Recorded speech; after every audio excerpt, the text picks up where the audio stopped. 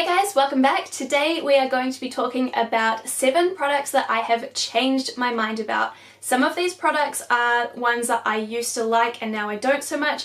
Others are products that I didn't like and now I do. A few of these are products that I tested for the first time in my full face first impressions video. So I wanted to give you guys an update now that I've been wearing the products for a little bit longer. Others are ones that I've had in my collection for a bit longer and I just wanted to, again, give you guys an update. By the way, I have done a video on my eyeshadow look that I'm wearing right now, so I'll have that linked in the description box if you are interested in watching that. And last thing before we get started, if you are new here, I would love it if you'd subscribe. I upload a new video every single week.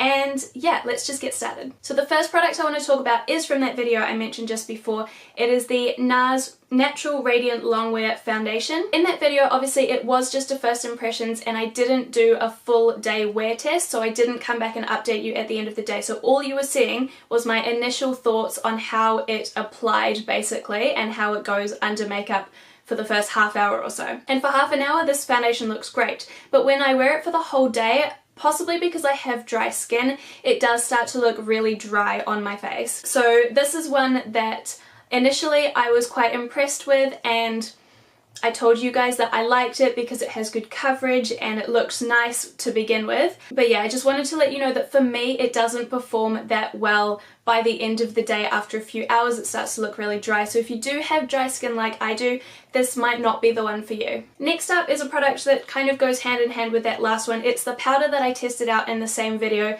It's the Too Faced Primed and Poreless Skin Smoothing Pressed Powder. So at the end of my first impressions video, I said that my face still felt tacky. It didn't feel like it had set. I wasn't sure if it was the foundation or the setting powder. So after using both products individually for a couple of months since that video, this is what it looks like by the way, I can tell you that it was definitely the foundation because this powder is amazing. I didn't hate it in that video, I just wasn't overly impressed. It looks white in the pan, it doesn't come off white, but I just felt like it hadn't done much, obviously because my face wasn't completely set at the end of the video. This is the only pressed powder that I've found that stops my concealer from creasing under my eyes. So normally I would use a loose powder to set my under eye concealer because that's the only way that I found to stop it from creasing, but I was finding that that was making my under eyes look really dry. So this is my perfect solution because it's a pressed powder, which means that it doesn't make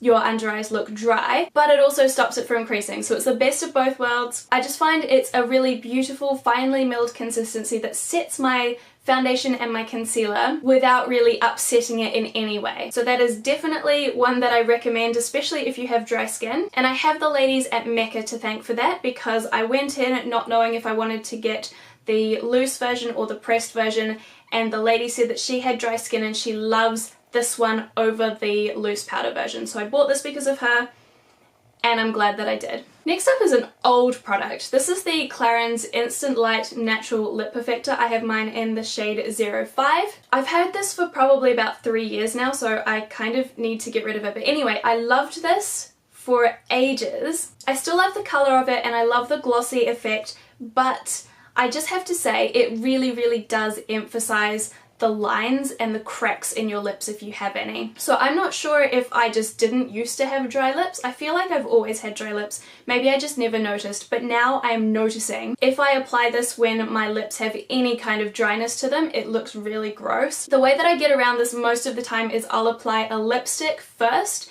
to smooth out my lips because my Clinique Matte Pop lipsticks do a really great job at smoothing out my lip texture. So I'll put one of those on first, the nude one usually, and then put this over top, and that way I get the colour and the shine, but without it making my lips look really disgusting. So that was a little bit disappointing for me to realise that actually it's not the amazing product that I thought it was. It's still great and I can work around it, but it's just, yeah, I've definitely changed my mind about it. It's not something that I could just grab quickly and go, and it's also not something that I would chuck in my handbag because once my lipstick's worn off, if I've got dry lips, I'm not going to be putting this on them because I know it'll look gross. Another product from that first impressions video that I've changed my mind about is the Mellow Brow Definer. So this has the brow shade on the one side and then it's just got a spoolie on the other side. So in that video I said that it was difficult to use, it was quite creamy and it kind of slipped and I lost control of it, and it made my brows a little longer than I wanted them to be. So that was why I didn't like this product to begin with. I just thought that it was difficult to use, difficult to control.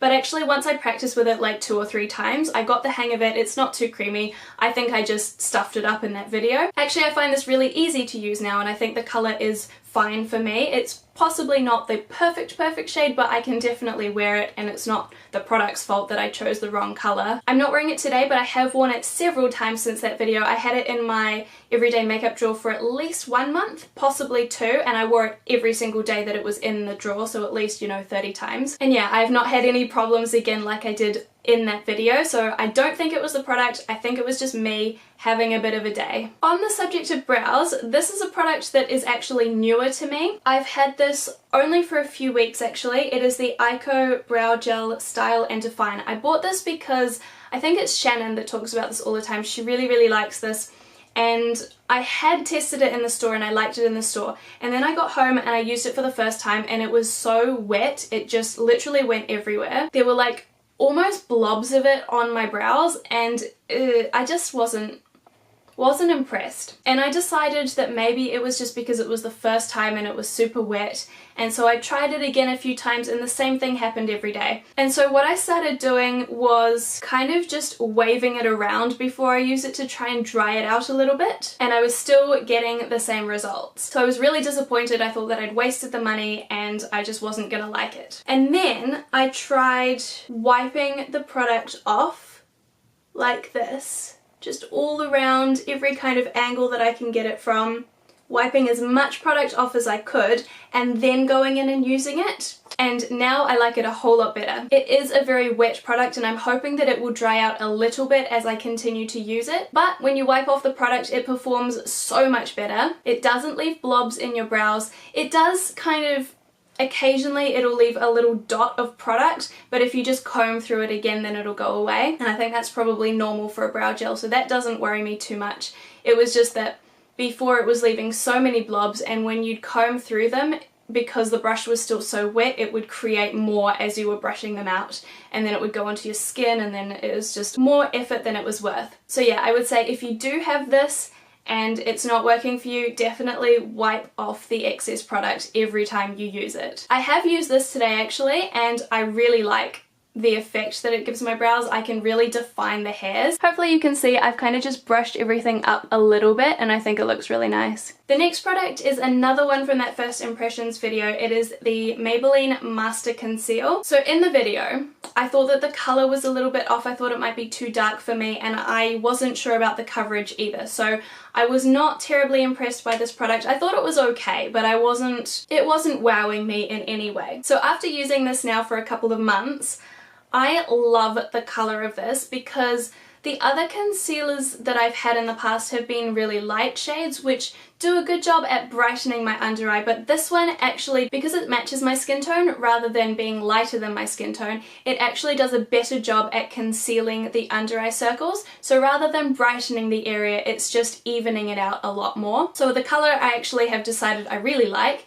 And then the coverage I think is great as well. Like, it's not full coverage like it said it was going to be, and so I still agree from that video that it's more of a medium coverage, but I like a medium coverage. I don't think I get along the best with totally full coverage products. And what I now love so much about this product is that it actually almost doesn't crease. I still set it with a powder to help it out, but this creases the least out of any concealer I've ever tried. So actually when I use this concealer and then this powder over top, because they're both really good at preventing creasing, it's just a match made in heaven, and it's perfect. But yeah, I do still get a tiny bit of creasing, but it's like the most minimal amount. And because it's marketed as full coverage, I mean, maybe you could build it up to full coverage if you used more than me, but I just use the tiniest amount, and it goes such a long way. So this actually has become my favorite concealer.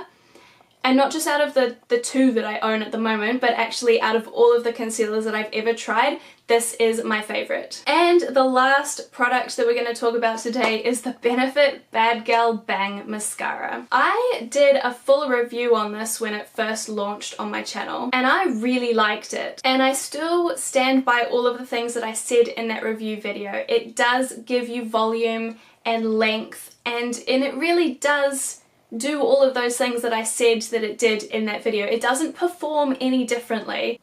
I think I just have decided I don't like the look of it as much anymore. So what I think I've decided I don't like about this mascara as much is that it really defines every single lash. You could literally like count your lashes. Whereas my other mascara that I've got on the go at the moment, which is one from Maybelline, it gives a more softened look. So the other mascara still gives me volume, but it doesn't define every single lash. I don't really know how to explain it. Like, I guess they're more fluffy with the other mascara, whereas with this one they're kind of sharp and pointy. So it totally depends what you're going for, and like I said, I used to love this and it doesn't perform any differently. It's just that I've changed my mind about what I like my lashes to look like. I had this mascara in my everyday makeup drawer last month and I literally didn't use it a single time. Every day I was opening my other drawer and pulling out my other mascara to use it because I never wanted to use this one. Which is such a shame because this one cost me a lot of money and it cost me more